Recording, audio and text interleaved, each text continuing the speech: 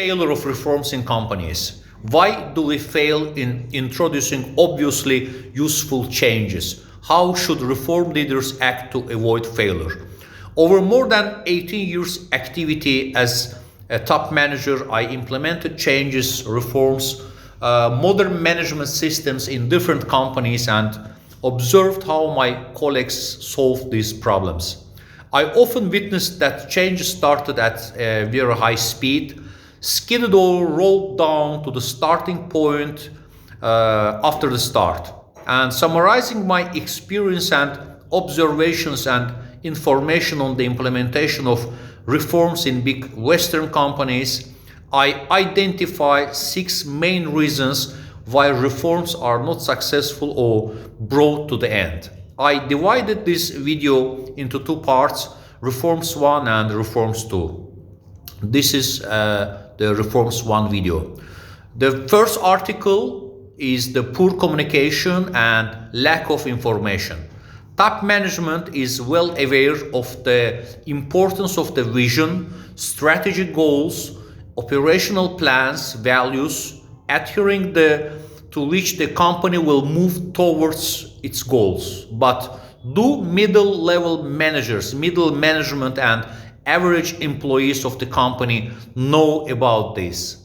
One of the main tasks of the management at this stage is the effective dissemination of full and clear information about the changes among the staff. If people are not given the clear explanations, they have to interpret the events and what is happening themselves. And often in such situations, the opponents of the reforms come to the forefront. All kinds of provocators and informal leaders lead the turmoil, spreading their understanding of changes, threatening with the dismissal and depressions, interpreting fuzzy messages from the leadership in their own way. What happens when the information is not delivered in full form to the middle management and ordinary personnel? Right. Resistance to changes begin. Jack Welch is the famous for the manager for the reforms in General Electric Corporation. He writes about the importance of the communication in reforms in his book Winner. The head has to constantly, until exhausted, convince the subordinates in the concept of development. And we need to make everyone understand the concept. One of the most common problems is that managers bring the concept of development only to the attention of their closest colleagues. And while its meaning remains unclear for average employees. Remember all those cases when during a visit to a department store with the premium quality service, you encounter a rude or overly hostile seller, or when talking to a call center operator takes too much time, despite the fact that the mobile phone company promised a fast and convenient service for you.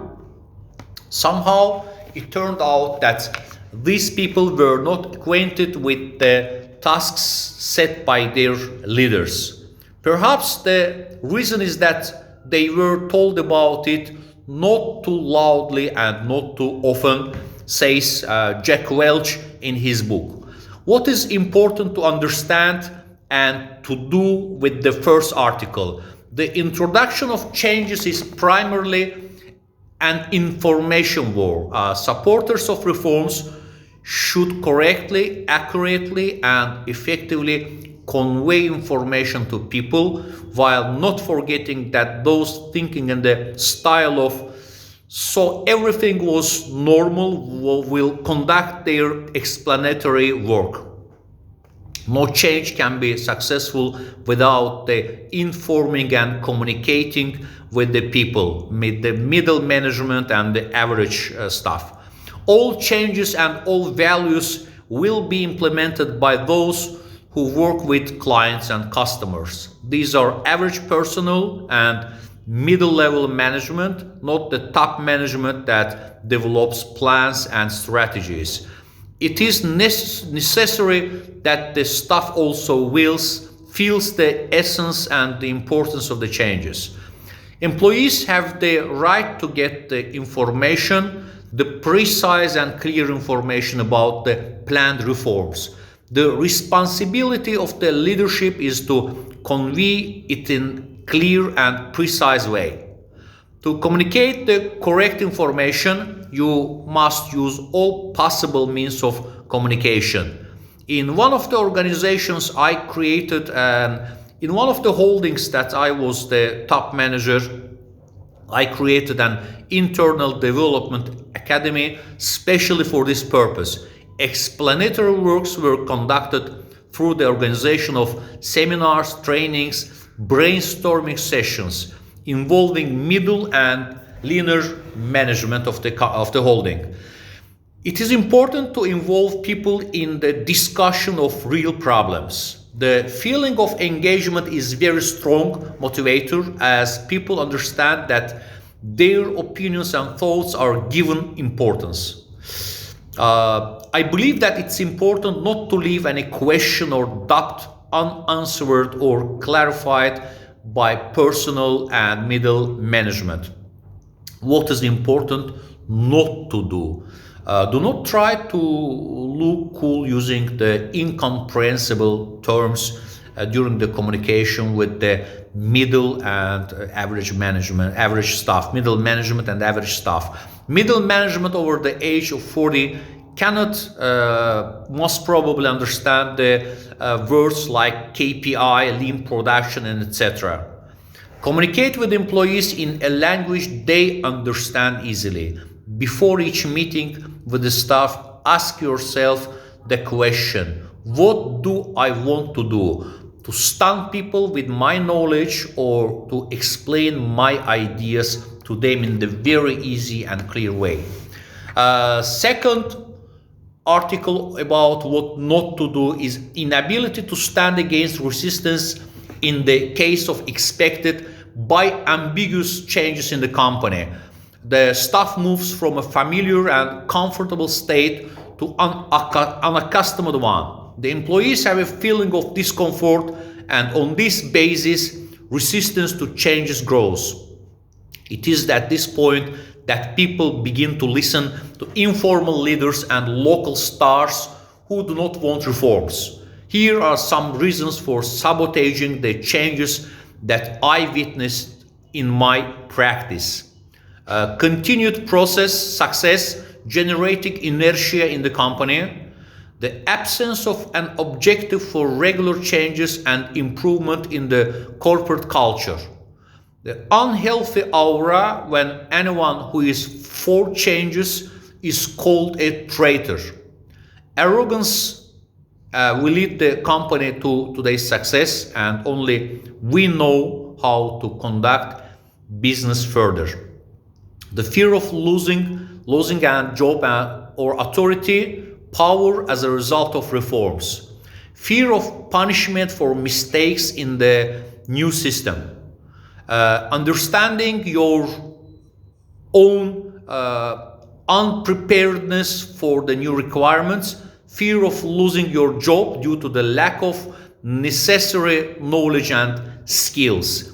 Fear of not adapting into the new management system in the company that you worked for the years. In principle, any changes cause anxiety and stress among people. Therefore, helping them to understand the essence of what is happening, you can ease the feeling of anxiety, reduce the craving for resistance, and give the opportunity not to only listen but also hear you. Can resistance affect the course of changes? Yes, it can. Moreover, it can not just affect the speed or direction of the changes, but kill them off. In every company, you can meet people who have experienced many reforms and who say, All we have seen your reforms. Look how many people prior to you tried to remake the system and they failed. The leadership will still cancel everything. And what is important to understand and do? To understand that everything begins exactly in the center of mind of people, both doubts and confidence. Changes and reforms, transformations are not carried out only administratively. It is necessary to understand people's fears, anxiety, and doubts. It is important to identify positive and negative-minded informal leaders in the company.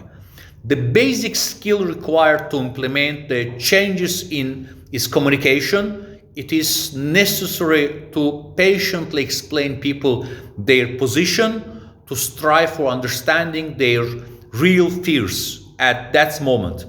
After determining the main reason for resistance, a plan of action should be drawn up and acted upon.